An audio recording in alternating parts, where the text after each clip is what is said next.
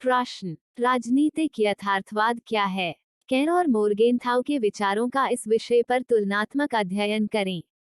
उत्तर, hence मोर्गेनथाउ ने एक बार H केर की एक आलोचना की थी जिसमें सुझाव दिया गया था कि उनका काम नैतिकता की सापेक्षतावादी यंत्रवादी अवधारणा द्वारा खराब हो गया था, एक आलोचना जो बाद में हेडली बुल और अन्य लोगों द्वारा प्रतिध्वनित की गई थी। अपनी भूमिकाओं को उलटते हुए केर ने हंस मोर्गेनथाउ के काम को बहुत कम यथार्थवाद और वास्तव में मूल्यवान होने के लिए बहुत अधिक यूटोपियनवाद के रूप में वर्णित किया होगा।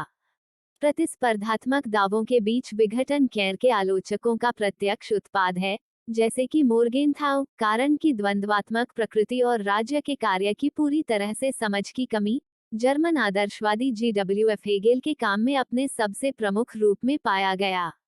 इस प्रकार यह पत्र केर के यथार्थवाद की श्रेष्ठता को प्रदर्शित करेगा, जबकि यह रेखांकित करता है कि कैसे मोर्गेनथाउ की तुलना में यह प्रति सहज रूप से मोर्गेनथाउ है जो अब तक दो लेखकों के अधिक यूटोपियन हैं।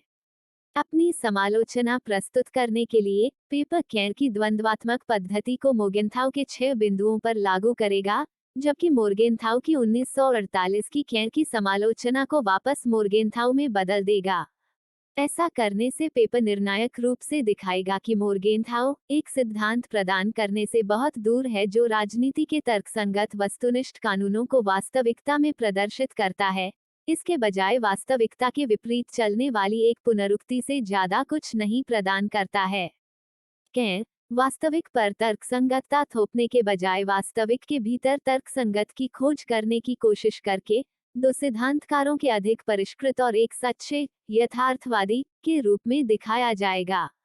राजनीतिक यथार्थवाद का मोर्गेनथाउ का पहला सिद्धांत इस विश्वास पर आधारित है कि सामान्य रूप से समाज की तरह राजनीति भी वस्तुपरक कानूनों द्वारा शासित होती है जिनकी जड़ें मानव स्वभाव में होती है और वे मान्यताएं जो राजनीति के सिद्धांत का आधार बनती है कारण और अनुभव के दोहरे परीक्षण के अधीन है।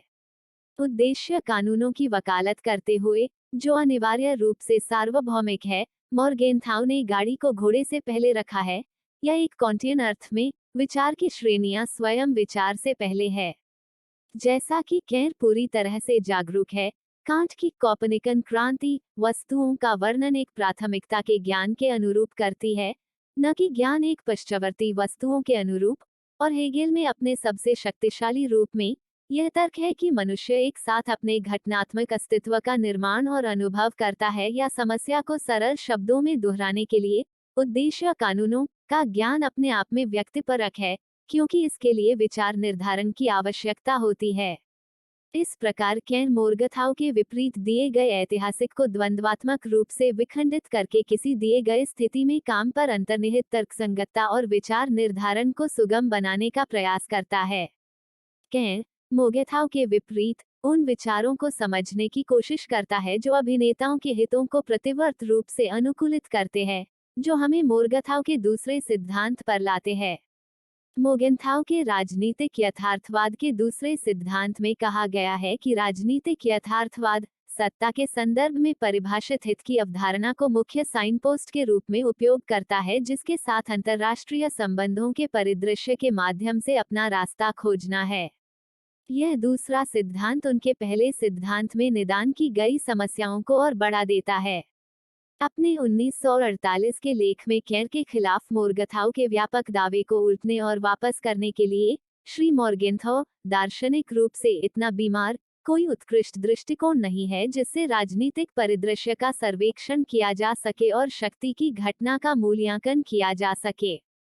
मोर्गेनथाउ की शक्ति की दृष्टि से परिभाषित रुचि की अवधारणा कार्रवाई और समझ के स्वायत्त क्षेत्र के रूप में राजनीतिक क्षेत्र में प्रणालीगत आदेश लाने के कार्य को निर्दिष्ट किया, सापेक्षवाद दोनों से ग्रस्त है और इसके विपरीत नियतात्मक है। मोर्गेनथाउ एक चित्रित चित्र के विपरीत अपनी समानता के माध्यम से वास्तविकता और सिद्धांत के बीच अंतर करते हुए इस विचार को आगे बढ़ाते हैं कि राजनीतिक यथार्थवाद को तर्कसंगत विदेश नीति का सैद्धांतिक निर्माण प्रस्तुत करना चाहिए जिसे वास्तविकता कभी हासिल नहीं कर सकती। अपनी सादृश्यता का पालन करने के लिए मोर्गेनथाउ चित्र चाहते हैं जो वास्तविकता में सब कुछ दिखाता है, जितना संभव हो उतना बारीकी से, चित्रित चित्र जो मानव सार और व्याख्या को उजागर करता है। इस तरीके से बहस करके मॉर्गेनथाउ सुझाव दे रहे हैं कि राजनीतिक यथार्थवाद को वास्तविकता को समझने या वास्तविकता की व्याख्या करने के पहले प्रयास के बिना वास्तविकता के लिए नीति बनाने के लिए सिद्धांत का उपयोग करना चाहिए। जब कारण और अनुभव के दोहरे परीक्षण के अधीन सिद्धांत वास्तविकता की समझ से अलग एक व्यक्तिपरक दृष्टिकोण की एक व्यक्तिपरक व्याख्या के रूप में और अर्थशास्त्र जैसे अन्य क्षेत्रों से अलग दुनिया की एक सापेक्षवादी अवधारणा से ज्यादा कुछ नहीं प्रदान करता है जो अपनी आगे की गति बनाता है। जैसा कि केर सही ढंग से समझता है, कारण युक्तिसंगत बनाता है और हितों और इच्छाओं की संरचना करता है। मोर्गेनथाउ का सिद्धांत जब कारण और अनुभव के अधीन होता है तो एक पूरी तरह से आत्मनिहित और आत्म संदर्भित फीडबैक लूप बनाता है जो अपनी विचारधारा के रूप में कार्य करता है, जो उनके तीसरे सिद्धांत में प्रमुखता से देखा जाता है। मोर्गेनथाउ का राजनीतिक यथार्थवाद का तीसरा सिद्धांत यह मानता है कि शक्ति के रूप में परिभाषित ब्याज की इसकी प्रमुख अवधारणा एक वस्तुनिष्ठ श्रेणी है जो सार्वभौमिक रूप से मान्य है। यह तीसरा सिद्धांत है जो मोर्गेनथाउ की पुनरुक्ति के केंद्र में अपरिवर्तनीय सत्य के कठोर आंतरिक कनेल का निर्माण करता है। इस तरह से शक्ति की संकल्पना करके श्री मोर्गेनथाउ अनजाने में नैतिकता की अस्पष्ट धारणा के साथ राजनीतिक दुनिया में एक नई नैतिकता की खोज करते हैं। मोर्गेनथाउ के लिए शक्ति के संदर्भ में परिभाषित ब्याज राजनीतिक नैतिकता का एक रूप है, क्योंकि आधार पर नैतिकता नियम और मानदंड हैं जो एक समाज को नियंत्रित करते हैं। इस मामले में अंतर्राष्ट्रीय क्षेत्र में राजनीतिक समाज राष्ट्र राज्य को अंतर्राष्ट्रीय क्षेत्र के भीतर एकात्मक अभिनेता के रूप में अपनाने से मोर्गेनथाउ उन ताकतों की दृष्टि खो देते हैं जो वास्तव में शामिल हैं। हेगेल के काम में, केर के विचार में, राष्ट्र राज्य एक नैतिक समग्रता है। राज्य वस्तुनिष्ठता या नैतिकता का संस्थागत रूप है, व्यक्तिपरक नियमों और मानदंडों के रूप में जो एक समाज को नियंत्रित करते हैं। राज्य और समाज आपसी दृढ़ संकल्प की प्रक्रिया के माध्यम से एक दूसरे को प्रतिवर्त रूप से अनुकूलित करते हैं। जैसा कि मोर्गेनथाउ को पता होना चाहिए क्योंकि उन्होंने अरस्तू पर पाठ्यक्रम पढ़ाया था और एक समय के लिए उल्लेखनीय विद्वान हन्ना अरेंडेट के साथ संबंध बनाए रखा था, मौजूदा मानदंडों और कानूनों के साथ खुद को एक समुदाय में पाकर नागरिक प्रचलित संस्थानों के अनुपालन के माध्यम से अभ्यास करते हैं। संघर्ष और अचानक परिवर्तन के समय या केवल चुनौती दिए जाने पर नागरिक उन मानदंडों और कानूनों के अपने अनुभव को प्रतिबिंबित करते हैं और व्यवहारिक ज्ञान विकसित करते हैं जो अनुभव से प्राप्त होता है कि उनकी रुचि राज्य के हित में निहित और संरक्षित है। अतः वास्तव में नागरिक तर्कसंगत आदतों का विकास करते हैं और समय के साथ कला, धर्म और दर्शन के रूप में अपने अनुभवों के वस्तुकरण के माध्यम से राज्य के हितों को बदलते और अनुकूलित करते हैं। जैसा कि केर का तर्क है, राज्य पूरे इतिहास में परिवर्तन के लिए एक जैविक संपूर्ण विषय है। मोर्गेनथाउ के विपरीत, क्योंकि राज्य अधिकार का वस्तुनिष्ठ रूप है।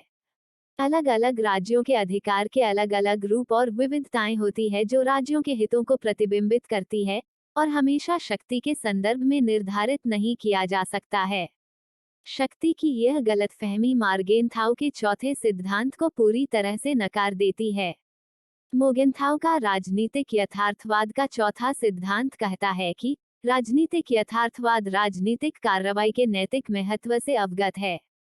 मोर्गेनथाउ का राजनीतिक यथार्थवाद सही है कि सार्वभौमिक नैतिक सिद्धांतों को उनके अमूर्त सार्वभौम सूत्रीकरण में राज्यों के कार्यों पर लागू नहीं किया जा सकता, यह बनाए रखते हुए कि उन्हें समय और स्थान की ठोस परिस्थितियों के माध्यम से फिल्टर किया जाना चाहिए। हालांकि जैसा कि तर्क दिया गया है, मोर्गेनथाउ में नैतिकता क्या है और यह हितों के साथ कैसे परस्पर क्रिया करती है, इसकी एक सुसंगत परिभाषा का अभाव है या समय और स्थान के माध्यम से नैतिक सिद्धांतों को कैसे फिल्टर किया जाता है। अलग अलग समाजों ने अलग अलग नैतिक संहिताएं विकसित की है जो राज्य की संस्थाओं में उसके बाहरी चरित्र और संबंधों को बदलने में वस्तुनिष्ठ है। राज्य नैतिकता में बड़े पैमाने पर लिखा गया है, यह एक नैतिक संपूर्णता है। राज्य एक जैविक संघ है जो समाज से बाहर बढ़ता है, ऊपर से नीचे कार्यान्वयन नहीं होता है। राज्य को सार्वभौमिक नैतिक सिद्धांतों द्वारा नहीं आंका जा सकता, क्योंकि नैतिकता स्वयं सार्वभौमिक नहीं है। जब राज्य राजनीतिक क्षेत्र में अधिकार की विभिन्न अवधारणाओं के साथ संघर्ष में आते हैं, तो संघर्ष में शामिल सभी राज्य मोर्गेनथाउ के विपरीत अधिकार का आह्वान कर सकते हैं और करते हैं। प्रत्येक राज्य के दृष्टिकोण से दुनिया के अपने अनुकूलित दृष्टिकोण के कारण इसका हमेशा अधिकार होता है। यह मोर्गेनथाउ का अपना विश्व दृष्टि है और एक ईश्वर में उनका स्पष्ट विश्वास है और इसका व्युत्पन्न सार्वभौमिक नैतिक कानून जो मोर्गेनथाउ को केर के काम को समझने से रोकता है। यह समस्या को फिर से बताने के लिए मोर्गेनथाउ की स्थिति नैतिकता के एक उत्कृष्ट मानक द्वारा अप्रतिबंधित है, क्योंकि नैतिकता की उनकी अपनी अवधारणा पारलौकिक है, उनके विचारों की सीमा बनाती है और हमें उनके पांचवें और छठे सिद्धांतों तक ले जाती है। मोर्गेनथाउ के लिए राजनीतिक यथार्थवाद का पांचवा सिद्धांत कहता है कि राजनीतिक यथार्थवाद किसी विशेष राष्ट्र की नैतिक आकांक्षाओं की पहचान उन नैतिक नियमों से नहीं करता है जो ब्रह्मांड को नियंत्रित करते हैं। हालांकि जैसा कि तर्क दिया गया है, यह सार्वभौमिक नैतिक कानूनों में विश्वास है और विचारों की भूमिका और कारण के कार्य के बारे में समझ की एक विपरीत कमी है जो अनिवार्य रूप से सिद्धांत पर मोर्गेनथाउ के प्रयास के माध्यम से दांव लगाती है। मोर्गेनथाउ का राजनीतिक यथार्थवाद का छठा सिद्धांत एक आलंकारिक उपकरण के रूप में कार्य करता है जो मोर्गेनथाउ के पूर्ववर्ती सिद्धांतों को पूर्वव्यापी रूप से सही ठहराता है। राजनीतिक यथार्थवाद का छठा सिद्धांत उनकी पुनरुक्ति से प्राप्त औचित्य से अधिक नहीं है जो इसे मजबूत करने का प्रयास करता है, जबकि पहले किए गए प्रामाणिक सत्य के दावों से विचलित होता है। मोर्गेनथाउ को इस बात का स्पष्ट दावा करने की आवश्यकता नहीं है कि दुनिया को कैसे होना चाहिए, जैसा कि चाहिए पहले से ही उनके विश्लेषण में शामिल है। यह मोर्गेनथाउ की पुनरुक्ति का स्व-संदर्भित पहलू है जो इसे पूर्वव्यापी रूप से किसी भी स्थिति में सही प्रतीत होने की अनुमति देता है। हालांकि मोर्गेनथाउ के लिए सबसे अधिक निष्पक्ष होने के लिए आइए हम केर के साथ अधिक प्रत्यक्ष तुलना की ओर मुड़ें। केर ने अपनी पुस्तक द 20 ईयर्स क्राइसिस 1919 से 1939 अपने समय के अंतर्युद्ध आदर्शवादियों के यूटोपियनवाद को सीधी चुनौती के रूप में लिखी। केर की स्थिति द्वंद्वात्मक विरोध में से एक है। केर के लिए यह यूटोपियन और यथार्थवादी विचारों के बीच का तनाव है जो परिवर्तन को जन्म देता है और समय बनने को जन्म देता है। यह दो स्थितियों के बीच का तनाव है जो विचारों के संभावित रूप से अनुकूल रूपांतरण में परिणत होता है। दूसरी ओर मोर्गेनथाउ का विश्व के बारे में थोड़ा सा निराशावादी दृष्टिकोण होने पर भी ऐसा ही है। मोर्गेनथाउ की कृति पॉलिटिक्स अमंग नेशंस भी उनके समय के प्रचलित विचार, तर्क और प्रगति में उदार आस्था के विरोध में स्थापित की गई थी। उन्होंने विदेश नीति पर हावी महसूस किया। यह दृष्टिकोण इस प्रकार मोर्गेनथाउ को एक ऐसी स्थिति बनाने के लिए प्रेरित करता है जिसके आधार पर केर की सैद्धांतिक स्थिति के लगभग सभी यांत्रिकी हैं। केर और मोर्गेनथाउ के बीच महत्वपूर्ण अंतर यह है कि मोर्गेनथाउ ने कभी भी कारण के कार्य की एक सुसंगत परिभाषा को पुनः प्राप्त नहीं किया। जैसा कि केर सही ढंग से समझता है, विचार, उद्देश्य और हित एक अविभाज्य तिकड़ी का निर्माण करते हैं जो कि कार्रवाई के स्थान के रूप में कार्य करता है। कारण अनुभव, कंडीशनिंग रुचियों और इच्छाओं के माध्यम से समझ पैदा करता है।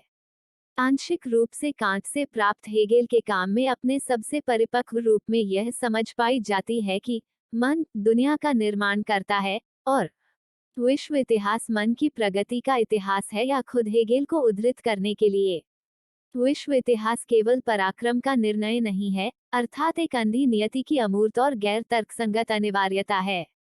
इसके विपरीत, चूंकि मन परोक्ष रूप से और वास्तव में कारण है और कारण ज्ञान के रूप में स्वयं मन में स्पष्ट है, विश्व इतिहास आवश्यक विकास है, केवल मन की स्वतंत्रता की अवधारणा से बाहर, कारण के क्षणों की और इसलिए स्वयं की चेतना और मन की स्वतंत्रता। इस प्रकार का के लिए मोर्गेनथाउ के विपरीत विश्लेषण और रुचि अतुलनीय रूप से मिश्रित है, क्योंकि तथ्यों के विश्लेषण की प्रक्रिया में सिद्धांतकार उन्हें बदल देता है। केर और मोर्गेनथाउ दोनों प्रगति में एक यूटोपियन आशा का रूप रखते हैं। केर जन लोकतंत्र की कामना करता है और मोर्गेनथाउ एक प्रकार का कॉन्टियन विश्व राज्य चाहता है।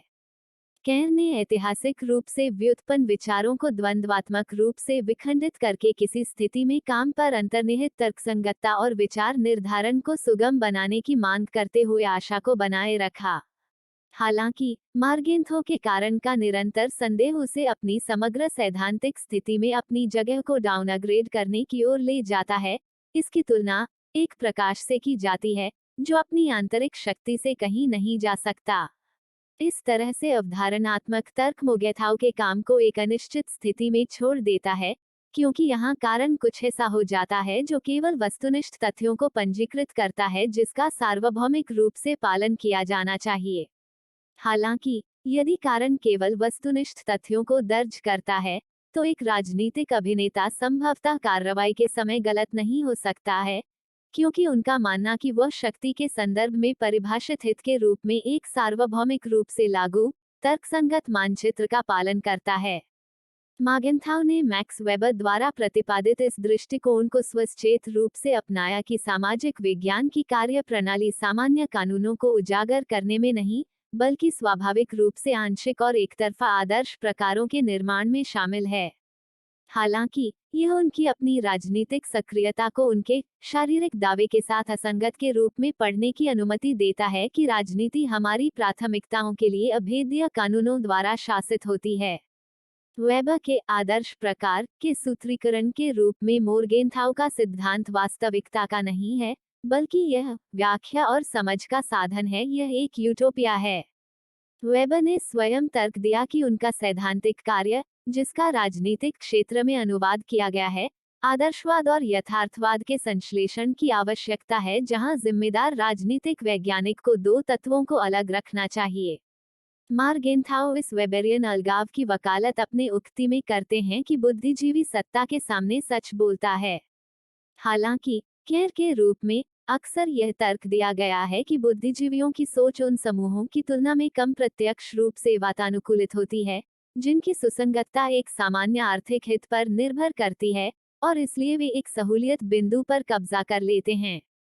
केर आगे बताते हैं कि हालांकि मोर्गेथाउ की वेबेरियन कार्यप्रणाली एक ठोस सैद्धांतिक अवधारणा हो सकती है, व्यवहार में इसे तभी महसूस किया जा सकता है जब बुद्धिजीवी खुद को लौकिक आइवरी टॉवर तक सीमित रखते हैं और राजनीतिक क्षेत्र में किसी भी तरह की भागीदारी से बचते हैं।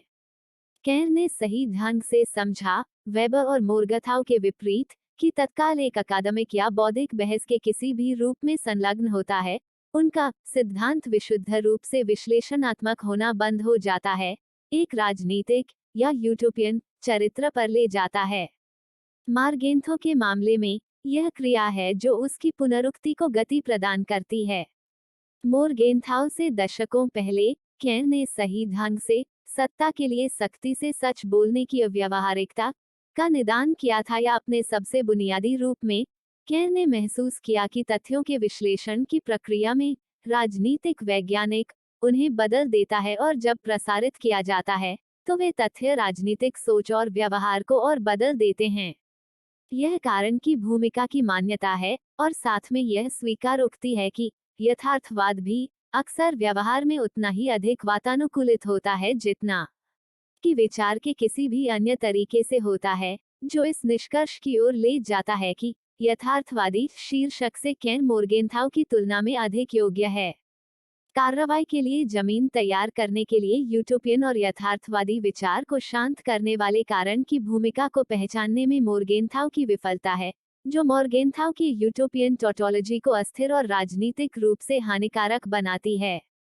निष्कर्ष निकालने के लिए इस पत्र ने तर्क दिया है कि एच केर ने हंस मोर्गेनथाउ के काम को बहुत कम यथार्थवाद और वास्तव में मूल्यवान होने के लिए बहुत अधिक यूटोपियनवाद के रूप में वर्णित किया होगा। ऐसा करने में कागज ने प्रदर्शित किया है कि राजनीतिक यथार्थवाद के हंस मोर्गेथाउ के 6 सिद्धांत एक स्वसंदर्भित अनुश्रवण प्रणाली बनाते हैं, जो वास्तविकता से अलग है, जो अपनी स्वयं की विचारधारा को जन्म देती है। जैसा कि तर्क दिया गया है, मार्गेंथो की रीजन के लिए एक केंद्रीय स्थान की कमी उनके राजनीतिक यथार्थवाद के सिद्धांतों और सामान्य रूप से उनके व्यापक सिद्धांत में एक प्रमुख संरचनात्मक दोष है। जैसा कि दिखाया गया है, केर उसी दोष से ग्रस्त नहीं है। यह राजनीतिक यथार्थवाद के स्तंभों और उनके द्वारा बनाई गई स्व उत्पन्न विचारधारा का निर्माण करते हुए मोर्गथाव के 6 सिद्धांतों की पुनरुत्पादन प्रकृति है। यह यथार्थवाद की कमी और अत्यधिक यूटोपियन लक्षणों से युक्त मॉर्गेनथाउ के काम की आलोचना का रास्ता खोलता है। वास्तव में राजनीतिक यथार्थवाद के मोर्गेनथाउ के सिद्धांत एक निराशावादी यूटोपिया को जन्म देते हैं, जिसमें कारण केवल तथ्यों को पंजीकृत करता है और कोई भी राजनीतिक अभिनेता कार्रवाई के समय कभी भी गलत नहीं हो सकता है, क्योंकि उनका मानना कि वे शक्ति के संदर्भ में परिभाषित परिणाम के रूप में एक सार्वभौमिक रूप से लागू तर्कसंगत मानचित्र का पालन करते हैं। प्रस्तुति समापन। आपका धन्यवाद। Disclaimer. This notes has been made after a lot of research, yet the accuracy of the answers may vary. The author assumes no responsibility or liability for any errors or omissions in the content of this notes.